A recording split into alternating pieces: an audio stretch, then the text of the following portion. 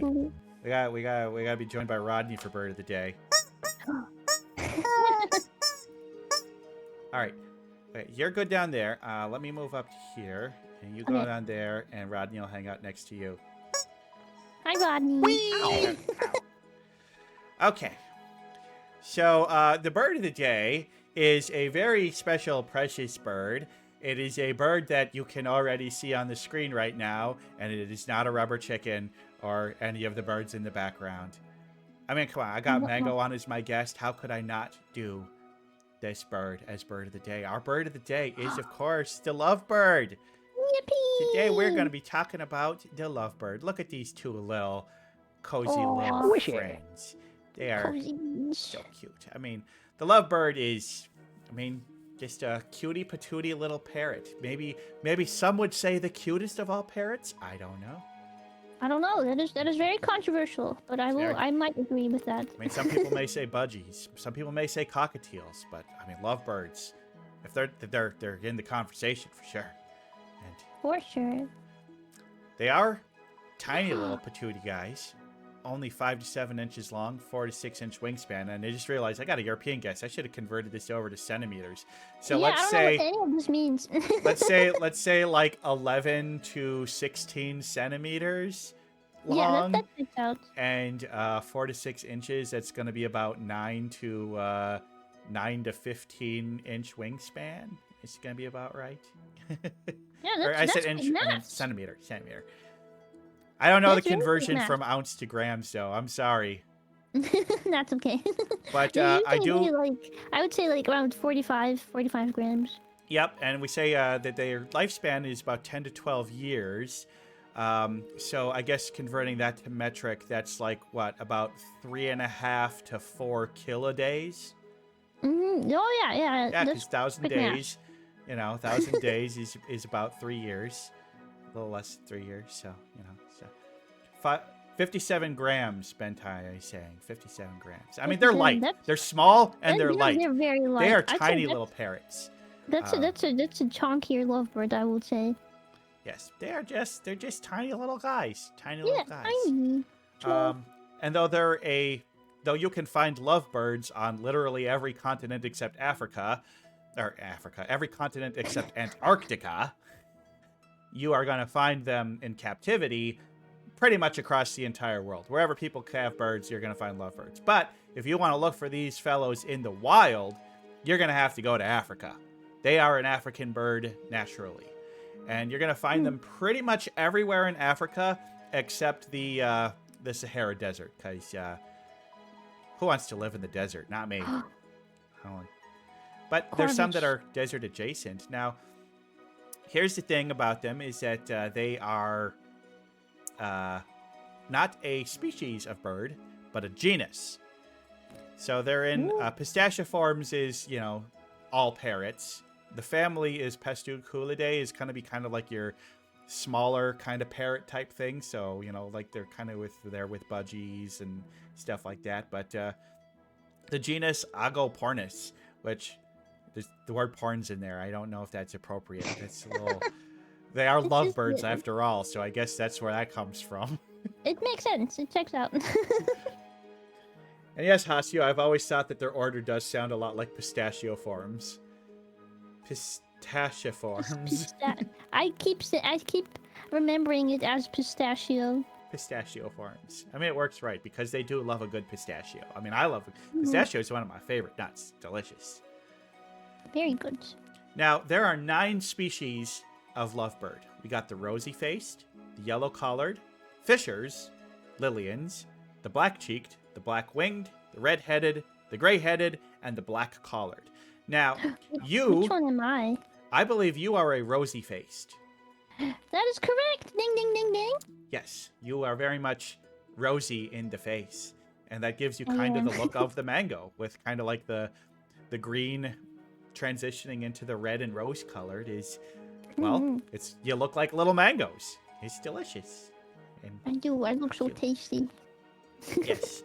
Rosy-faced are the most common, especially as pets. They are by far the most common.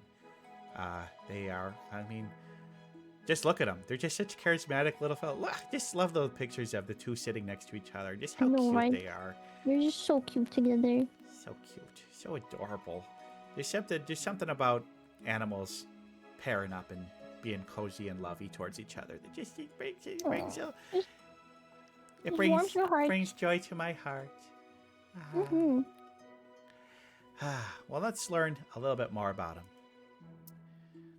So these little birds, when they're about 1 year old, they're gonna check out their local flocks and go on. They don't need apps to do it. They just kind of do it the old-fashioned way through socializing, and they find a mate at 1 year, and they will stay with that mate for the rest of their life. Now, one thing that's very typical with birds is that if one of them dies, they will find a new mate.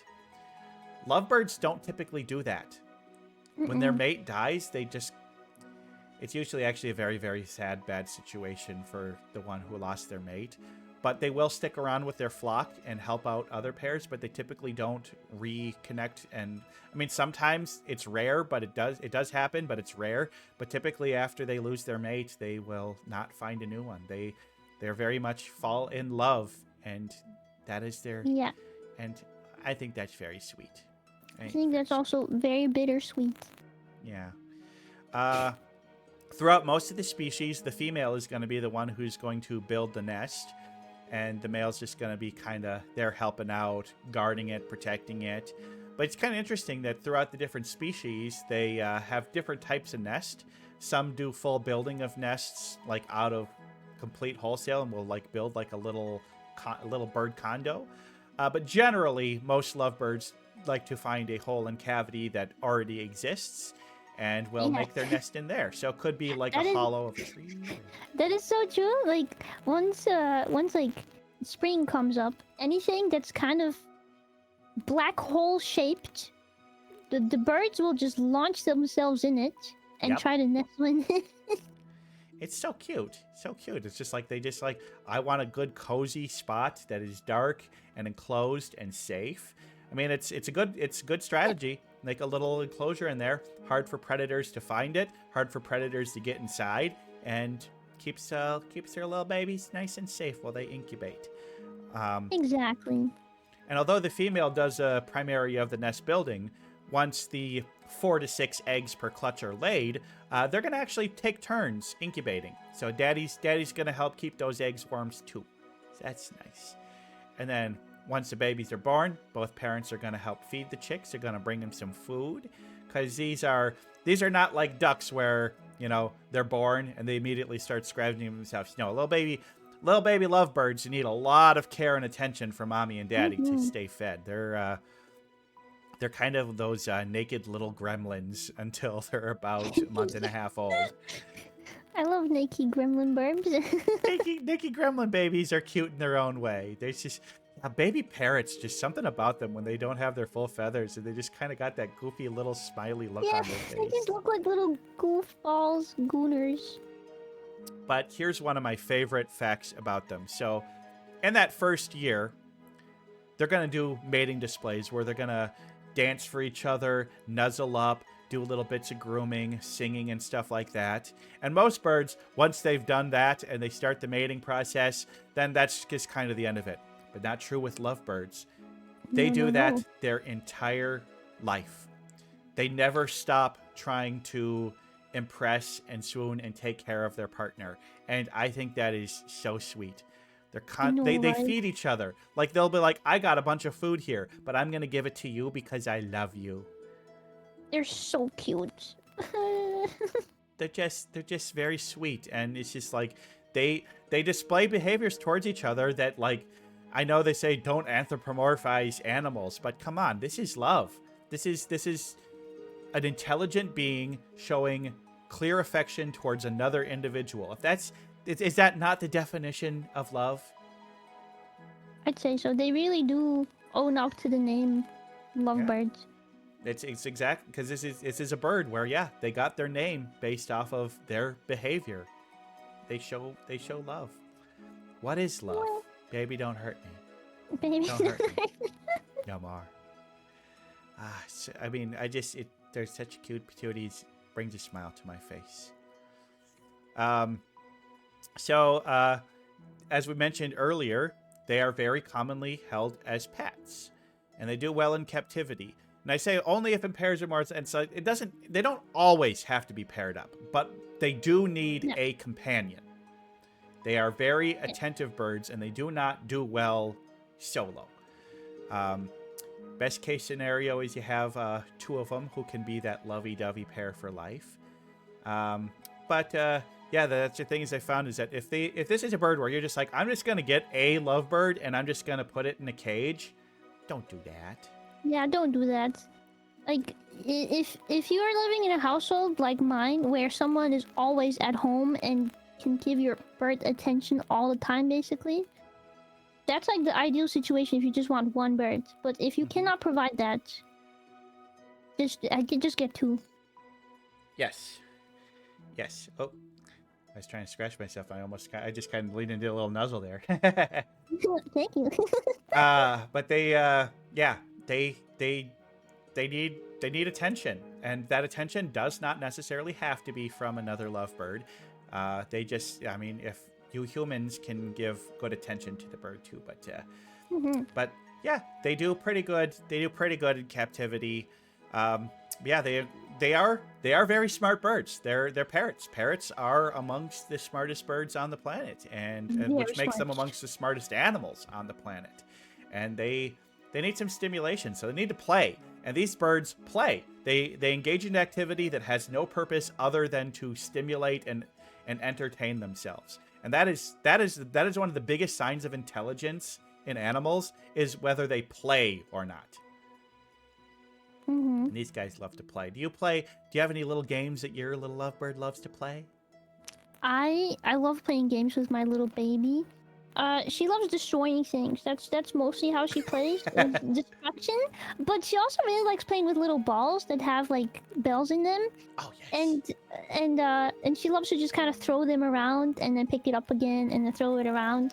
That's like one of her favorite things. But what she also really likes is getting kisses. That's also kind of how we play. Is once like the kissing game starts, she will like chase me around and kind of like nuzzle her beak, like just forces it against my face until I make a kissing noise. That's so cute. Thanks for the follow, Meshta. Yes, little kissies, little kissies. Now, one thing that was interesting, despite how intelligent they are, they do not have the vocal mimicry abilities that many larger parrots have.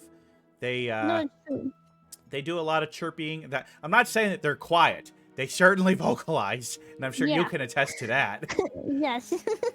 But they don't do the like we were talking about Apollo earlier. They're not going to be telling you what material a glass is made out of. Glass. No, but what they can do is they can like mimic certain sounds. So I have a specific way of how I call Mango's name.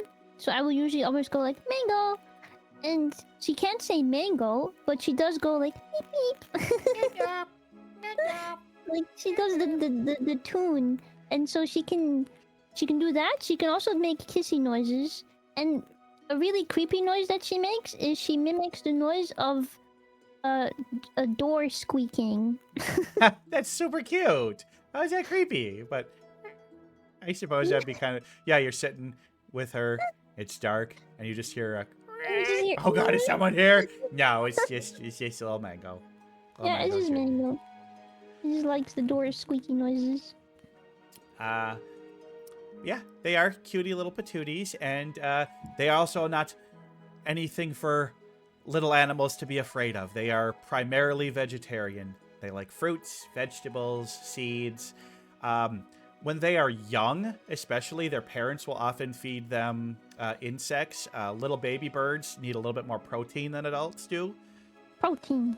But once they're adults, and, occasionally they'll be, in the wild, they'll be eating a plant, and maybe there's some small bugs on there, and they'll eat that. But they don't really, seek out bugs or do any hunting. They'll eat bugs opportunistically, but that makes up, less than 5% of their diet. They are primarily vegetarian. They love the delicious fruits and seeds, and the more, the thing is, like, certain fruits, especially ones that have a lot of color to them, if they eat a lot of that in their diet, that'll come through on their feathers, and they'll have much brighter reds on their faces and stuff like that. So that's typical. Like, I get the quarantine.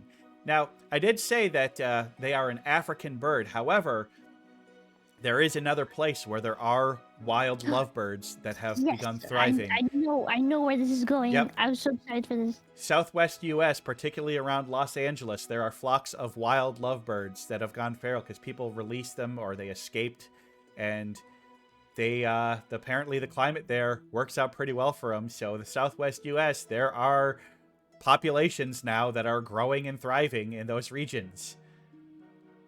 Yippee! I want to go there just for the lovebirds. Yeah. So yeah, there's lovebird populations, but there's also a lot of budgerigars, aka parakeets.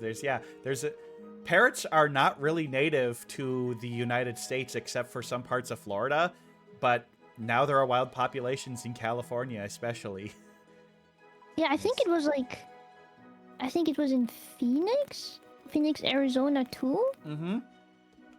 Yeah, Phoenix isn't too far from LA, so yeah, a couple of them have gotten over there too. It's just that Southwest U.S. is a good climate for them because they don't really get winters there. And yeah, and I don't know if you've seen like videos, but there's like videos of them where they're like nestling up in cactuses. Yes, yeah, cactuses makes a great place for birds. I think they saw it because, like, the state bird of Arizona, the cactus wren, that's where they make their nests. And some of these lovebirds were like, "Hey, that's a great idea." Yes, they're so smart. I mean, typically, if you do have a pet bird, don't release it into the wild. No, They're not used to living out there. But it is good to know that some of them have at least adapted and done okay.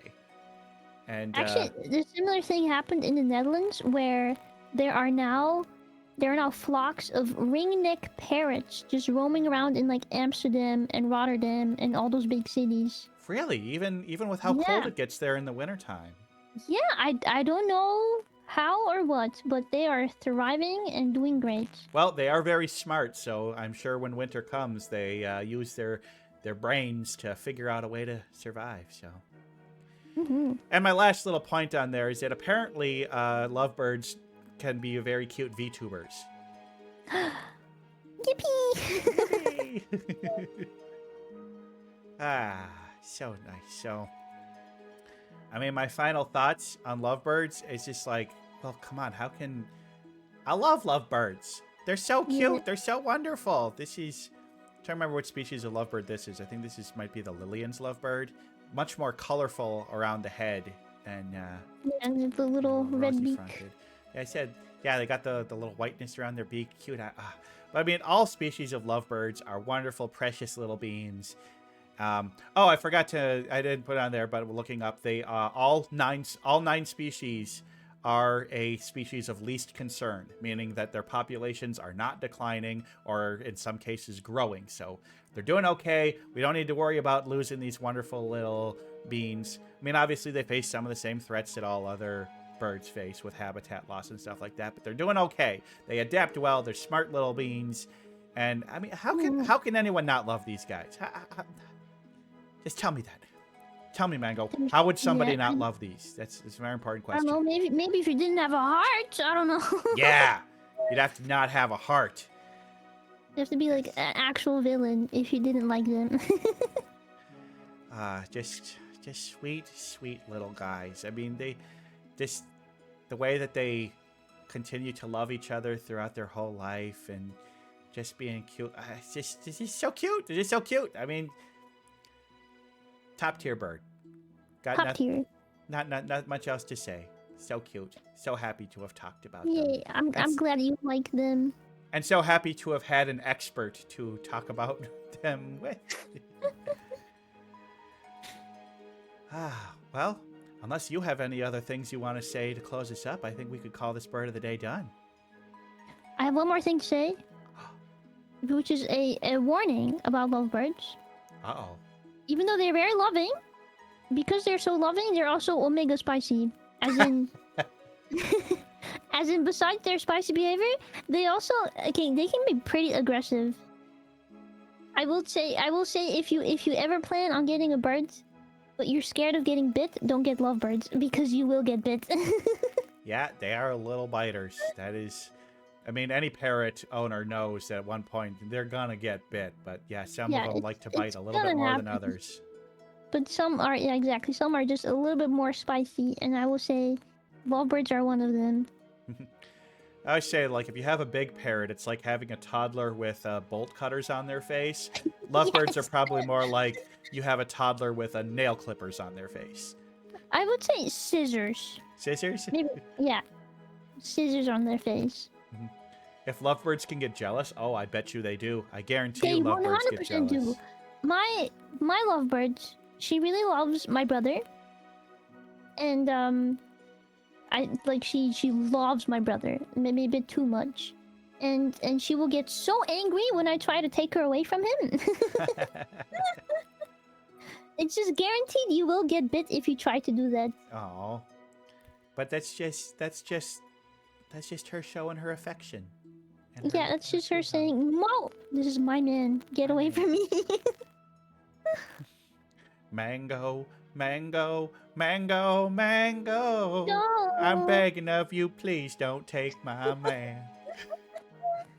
Ah, silly, silly, silly. All right, well, we're going to call this bird of the day done. Thank you so much, Mango, for helping me out with it. This was wonderful. Yippee. Thank you for the PowerPoint. It was great. I love my PowerPoints. In fact, we've got one more PowerPoint before we call this done, but we're going to have to jump back to the studio for that one.